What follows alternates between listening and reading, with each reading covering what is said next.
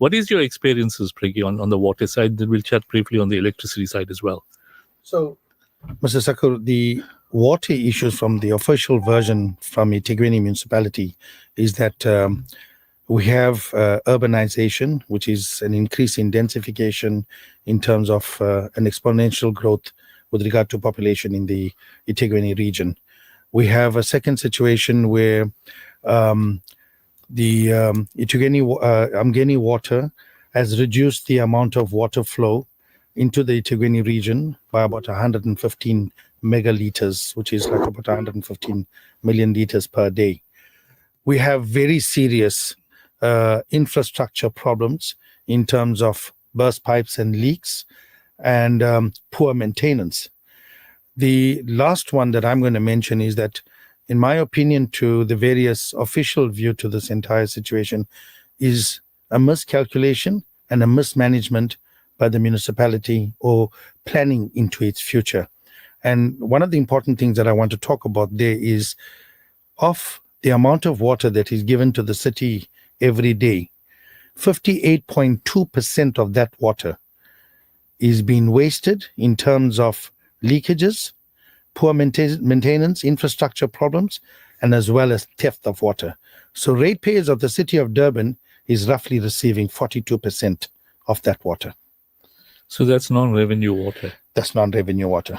Now, in terms of the leaks, because of poor infrastructure and poor workmanship, because I understand in many areas, contractors are deployed to go and fix up underground leaks, which curtails water or reduces water supply, or even stops water supply. And when they go on site, they repair that one portion of the pipe, and a couple of days later it bursts again, or maybe another portion bursts.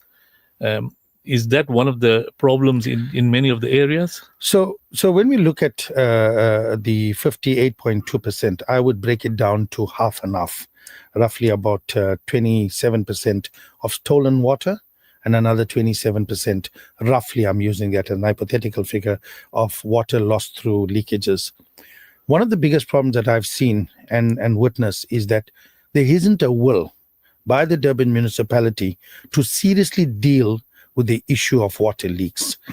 I think the programs of tenderizing these processes, of putting inefficient people in place, not having enough money in terms of having proper material and stuff like that, has created further issues with regard to water. Just a simple one to give an example. The meter reading or the water meter department itself, they are sitting like about 10 days backwards. So if somebody's got a burst water meter, and because of the internal politics between the repair grouping of maintenance that goes out and fix it with plumbers and another department responsible for water meters, the water can continuously run for 10 days unchecked, which leads to a huge amount of water being lost, and also inconvenience in far as the ratepayer is concerned, because that person doesn't have water for 10 days. So the will is lost. And if you go back to October last year, where the municipality put out a program when they announced the reduction of water and plans to improve it, they spoke about the issue of restrictors. They spoke about getting ward-based plumbers to improve the repair system, the turnaround time, and a whole range of issues that will help resolve this issue. Nothing to date seems to be happening. So the residents are facing the crisis of having no water as a direct result of the inefficiency by the municipality itself. So how frequent are these water outages? Are they, like twice a month, thrice a month? Or, it's a luxury having water for the whole month? So we have a situation since October last year when Amgeni Water decided through the national government to curtail the amount of water in through the mainstream reservoirs and especially to the treatment plants. It has doubled the problem in the sense that we've already had a water crisis with an exponential growth of people, and we've curtailed that water, which made it very difficult for ratepayers now to have continuous water flow. For a period of time, it was okay for a period of about 5 to 6 months. But what we've noticed in the last 3 to 4 months and more recently, people are now going without water for days on end. and workers, or DWOs as we call them, distributing officers, are finding it difficult to manage this balancing act. So we've got situations where reservoirs are not receiving its quantities, and we have situations where ratepayers are now not getting water for 3-4 days at a time, and we are now totally reliant on tankers, which is also just as difficult. So basically, we have gone to a situation where we become beggars for water. In my opinion, and with due respect to Mulana and Councillor, I think the politicians have failed us. I think water is an important start to a human life, the basic of all the other necessities, a constitutional right. And I think that we have given it too much of lip service in all reality. I think we've just accepted as a society, and the complacency within both municipality and society in just listening to lip service. I think there's been a lot of lip service given by the former mayor, from the city manager, and all those that are responsible for water. I think nobody has held anybody accountable. And I think this is a failure, in my opinion. Council are made up of representatives of which voters put them in.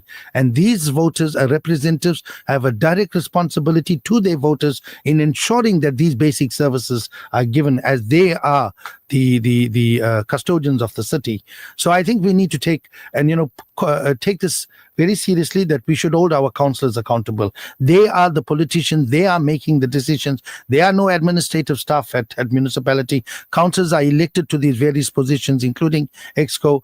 And I think that the big so-called opposition political parties and even some of the minority parties are not doing enough. It would appear to me that they coming up to their wards, they dishing out what the people want, what the council is expecting them to dish it out, and I think they're not taking the seriousness of the sufferings of people. Mr. Sakur, I sit on the streets every day, and it is absolutely pathetic to see in the 21st century of a country that's one of the finest in Africa, to be seeing ourselves, old children, women bear the brunt of the water crisis. They are the ones standing like beggars, waiting for water for hours on end at water tankers. I personally walk around with those water tankers, and I think councillors need to see these sufferings. 90%, and I'm using the word in most areas, water tankers come into an area, they leave an area, and you don't find councillors there. It is civil society that is taking that responsibility. And if you look at my comments recently, I have asked for a civil defiance activism against council. I think the issue of asking councils to represent us need to stop. So civil society need to get to act together, put themselves together, and hold council responsible in terms of marching and bringing the city to a standstill. Some very important points there. The role of civil society. Municipal elections are coming up in 2026. We spoke about the role of ratepayers, how they should hold council accountable. I had certain ratepayer organizations coming in and saying, there are processes to withhold payment for utilities and rates, etc. We'll unpack that later in the show. We'll have a small break and we'll continue after that. Councillors have been elected to represent communities or the wards. Now, some of the councillors in these minority areas, they are in the minority. They may have had a coalition with the ruling parties, but still, they are bound by the policy decision taken by council. And fortunate to unfortunate, some of the areas have got better infrastructure, and particularly those that didn't have water in the past, like Amlasi, Kwamashu, and they may not have frequent water outages as other areas that have got aging infrastructure. So that becomes a challenge. That's the one area. The other area is the competency of the staff in the municipality from the city manager downwards. In the last couple of weeks, I had ratepayer associations joining me, and they've indicated that when vacancies have come up, experienced engineers have been replaced by inexperienced personnel. And this is where the problem comes in, because the guys don't have the knowledge and understanding on how to timeously attend to these problems, whether it's electricity outages, water outages. Whereas in the past, within a few hours, the repairs were done. Or if it was a major water leak, then they would bypass the main pipe, put in temporary piping to ensure water supply is taken care of until the major repairs are undertaken. What's your suggestion, Preggy, in that regard? So let's unpack from the beginning, okay? When we look at the minority parties and we look at the political involvement in this, we need to start to say that when we go back to the 2021 elections, the ruling party did not get a majority. We put a lot of residents in different wards put their hands in smaller political parties. These political parties had a sway at municipality. Somewhere along the line, they compromised their mandate. And their mandate was to offer a different process from the rank and file political parties. Unfortunately, at the very inception, they immediately forgot their mandate or the promises that they made to their various constituencies and went ahead and allowed the majority party to take control of the municipality. I still believe, from a political perspective, that if we take the opposition political parties together with all the number of small political parties, we can bring down the municipality. And when I say bring down, it's not to create a coup, but to make them accountable and bring them to the sense. Because it's very clear after 30 years that we have now complacency that have set in and power that is totally left unchallenged. So we need to all these parties, when we're coming back to 2026, accountable for their failures and let the city down, because their mandate was something different. Then again, when we look at GNU, I'm coming back to that now, it would appear that the major political parties have formed a government of national unity with regard to, on a provincial level, with regard to the actors on the municipal level, and the so-called role in which they were to play opposition politics and bring to the forefront the issues facing community, that seemed to have been lost now. We're starting to hear lesser of their voices in terms of opposition. Instead, they're becoming bearers of the news of the ruling party. So we're now in a quandrum. Getting back to the next issue of woodholding services, there's a scary point in terms of that court case, which I've studied and understood it quite clear, that was brought about by Assad. And I must point out that Assad has done an exemplary job in respect to representing the ratepayers of the city.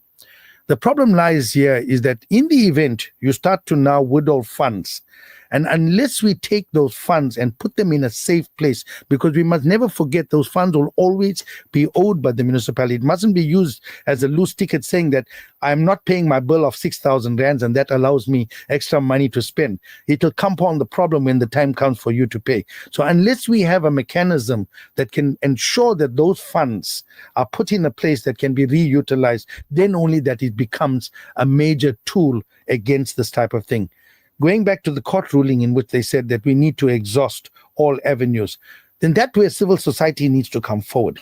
Civil society needs to get to their councillor officers, put their councillors on par with regard to what is going, hold them accountable, start the process of civil defiances in their areas, little picket demonstrations, making the city aware.